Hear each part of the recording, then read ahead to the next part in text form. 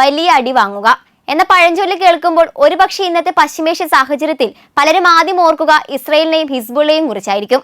അത്യാധുനിക സൈനിക സാങ്കേതിക വിദ്യയും ലോകത്തിലെ ഏറ്റവും ശക്തമായ പ്രതിരോധ സംവിധാനങ്ങളൊന്നും കൈവശമില്ലാതിരുന്നിട്ടും കഴിഞ്ഞ കുറച്ച് വർഷങ്ങളായി ലെബനനിൽ ആസ്ഥാനമായുള്ള ഹിസ്ബുള്ളയുടെ വളർന്നുവരുന്ന സൈനിക ശേഷി ഇസ്രയേലിന് വലിയ വെല്ലുവിളിയായി മാറിയെന്നാണ് നിരവധി അന്താരാഷ്ട്ര പ്രതിരോധ വിശകലനങ്ങളും മാധ്യമ റിപ്പോർട്ടുകളും ചൂണ്ടിക്കാണിക്കുന്നത്. പ്രത്യേകിച്ച് 2023 ശേഷം അതിർത്തി സംഘർഷങ്ങൾ രൂക്ഷമായതോടെ ഹിസ്ബുള്ളയുടെ കൈവശമുള്ള ആയുധങ്ങളെക്കുറിച്ചുള്ള ചർച്ചകൾ വീണ്ടും ലോകശ്രദ്ധ നേടിയിരിക്കുകയാണ്. 1982 ലെബനനിലെ സംഘർഷങ്ങളുടെ പശ്ചാത്തലത്തിൽ രൂപം കൊണ്ട ഹിസ്ബുള്ള തുടക്കത്തിൽ പരിമിതമായ ആയുധങ്ങളുള്ള ഒരു പ്രതിരോധ ഗ്രൂപ്പായിരുന്നു. എന്നാൽ പിന്നീട് പതിറ്റാണ്ടുകളായി നടന്ന യുദ്ധങ്ങളും പ്രാദേശിക സഖ്യങ്ങളും സംഘടനയെ ഗണ്യമായി മാറ്റിമറിച്ചു.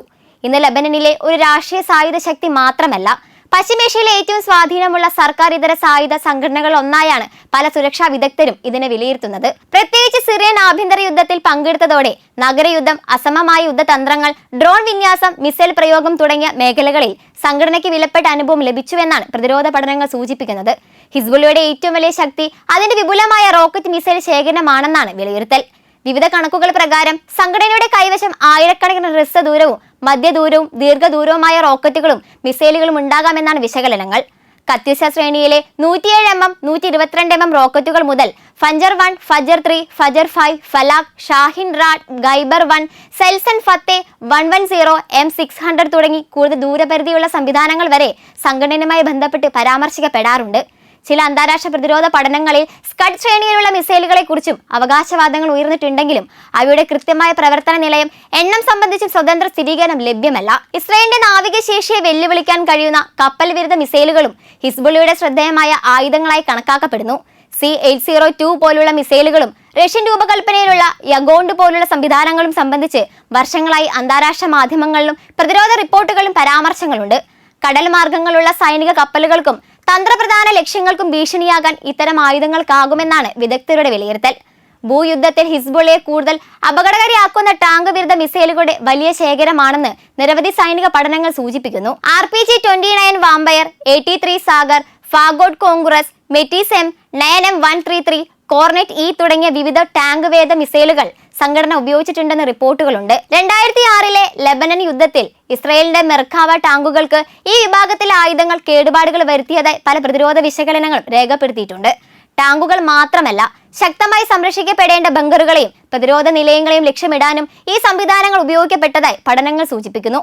വ്യോമ പ്രതിരോധ രംഗത്തും ഹിസ്ബുള്ള കഴിഞ്ഞ വർഷങ്ങളിൽ കൂടുതൽ ശേഷി വികസിപ്പിച്ചുവെന്ന ആശങ്ക ഇസ്രായേൽ ഉൾപ്പെടെയുള്ള രാജ്യങ്ങൾ പ്രകടിപ്പിച്ചിട്ടുണ്ട്. മിസാഗ്, സ്ട്രെല, ഇഗ്ല തുടങ്ങിയ പോർട്ടബിൾ വ്യോമ പ്രതിരോധ മിസൈലുകൾ മുതൽ കൂടുതൽ ആധുനിക സംവിധാനങ്ങളായ ബുക്ക് M2, പാരസിൻ S1 എന്നിവയെക്കുറിച്ചുള്ള റിപ്പോർട്ടുകളും ഇടയ്ക്കിടെ പുറത്തു വന്നിട്ടുണ്ട്. ഇത്തരത്തിലുള്ള സംവിധാനങ്ങൾ ലഭ്യമാണെങ്കിൽ താഴ്ന്ന ഉയരത്തിൽ പ്രവർത്തിക്കുന്ന വിമാനങ്ങളുടെയും ഹെലികോപ്റ്ററുകളുടെയും പ്രവർത്തനം കൂടുതൽ ദുഷ്കരമാക്കാൻ അവയ്ക്ക് കഴിയും. എന്നാൽ ഇവയുടെ യഥാർത്ഥ വിന്യാസം സംബന്ധിച്ച വിവരങ്ങൾ പരിമിതമായതിനാൽ വിവിധ അവകാശവാദങ്ങളുടെ ജാഗ്രതയോടെ വിലയിരുത്തേണ്ടതുണ്ട്. അതേസമയം ഹിസ്ബുള്ളയുടെ സൈനിക തന്ത്രം പരമ്പരാഗത യുദ്ധ രീതികളിൽ നിന്ന് വ്യത്യസ്തമാണ്. ഇസ്രയേലിന്റെ അത്യാധുനിക വ്യോമസേനയോ വലിയ സൈനിക ശക്തിയോ നേരിട്ട് നേരിടുന്നതിന് പകരം ഒരേ സമയം നിരവധി റോക്കറ്റുകൾ, ഡ്രോണുകൾ, ചെറുദൂര മിസൈലുകൾ എന്നിവ പ്രയോഗിച്ച് പ്രതിരോധ സംവിധാനങ്ങൾക്ക് മേൽ സമ്മർദ്ദം സൃഷ്ടിക്കുന്ന അസമമായ യുദ്ധ രീതിയാണ് സംഘടന പിന്തുടരുന്നതെന്ന് വിശകലനങ്ങൾ വ്യക്തമാക്കുന്നു. ഇസ്രയേലിന്റെ അയൺ ഡോം പ്രതിരോധ സംവിധാനത്തെ മറികടക്കാൻ കൂട്ടത്തോടെയുള്ള ആക്രമണങ്ങൾ നടത്താനുള്ള ശ്രമങ്ങളും ഇതിന്റെ ഭാഗമായാണ് ചർച്ച ചെയ്യപ്പെടുന്നത്. സിറിയ, ഇറാഖ്, യമൻ തുടങ്ങിയ പ്രദേശങ്ങളിലെ ഇറാൻ അനുകൂല സായുധ ശൃംഖലകളുമായി ബന്ധവും ഹിസ്ബുള്ളയുടെ തന്ത്രപരമായ ആഴം വർദ്ധിപ്പിക്കുന്ന ഘടകമായി കണക്കാക്കപ്പെടുന്നു. ചില വിശകലനങ്ങളിൽ ഇതിനെ റിംഗ് ഓഫ് ഫയർ എന്ന വിശേഷണത്തോടെയും പറയാറുണ്ട്. ഈ പ്രാദേശിക ബന്ധങ്ങൾ, ആയുധ വിതരണ പാതകൾ, പരിശീലന സഹകരണം എന്നിവ ഹിസ്ബുള്ളയുടെ ശേഷി വികസിപ്പിക്കാൻ സഹായിച്ചിട്ടുണ്ടാകാമെന്നാണ് വിലയിരുത്തൽ. എന്നിരുന്നാലും ഹിസ്ബുള്ളയുടെ സൈനിക ശക്തി എത്ര വലിയതാണെങ്കിലും അതിന് പരിധികളുമുണ്ട്. ഇസ്രയേലുമായി പൂർണ്ണ തോതിലുള്ള യുദ്ധം പൊട്ടിപ്പുറപ്പെട്ടാൽ ലെബനന് വലിയ നാശനഷ്ടങ്ങളും സാമ്പത്തിക പ്രത്യാഘാതങ്ങളും നേരിടേണ്ടി വരുമെന്ന ആശങ്ക വ്യാപകമാണ്. കഴിഞ്ഞ വർഷങ്ങളിലെ അതിർത്തി ഏറ്റുമുട്ടലുകളിൽ ഇരുഭാഗത്തും ജീവഹാനിയും കുടിയൊഴിപ്പിക്കലും ഉണ്ടായിട്ടുള്ളതിനാൽ കൂടുതൽ വ്യാപകമായ യുദ്ധം ഒഴിവാക്കേണ്ടതിന്റെ ആവശ്യകത അന്താരാഷ്ട്ര സമൂഹം നിരന്തരം ഉന്നയിച്ചു വരുന്നു. മൊത്തത്തിൽ ഹിസ്ബുള്ള ഇന്ന് ചെറിയൊരു പ്രാദേശിക സായുധ സംഘം എന്ന പരിധി മറികടന്ന് പശ്ചിമേഷ്യ സുരക്ഷാ സമവാക്യത്തിലെ നിർണായക ശക്തിയായി മാറിയിരിക്കുകയാണ്. റോക്കറ്റുകൾ, ദീർഘദൂര മിസൈലുകൾ, ടാങ്ക് വേദ ആയുധങ്ങൾ, കപ്പൽ വിരുദ്ധ സംവിധാനങ്ങൾ, വ്യോമ പ്രതിരോധ ശേഷി, ഡ്രോണുകൾ എന്നിവ ഉൾപ്പെടുന്നുവെന്ന് വിലയിരുത്തപ്പെടുന്ന ആയുധ ശേഖരമാണ് ഇതിന് പിന്നിലെ പ്രധാന കാരണങ്ങളിലൊന്ന്.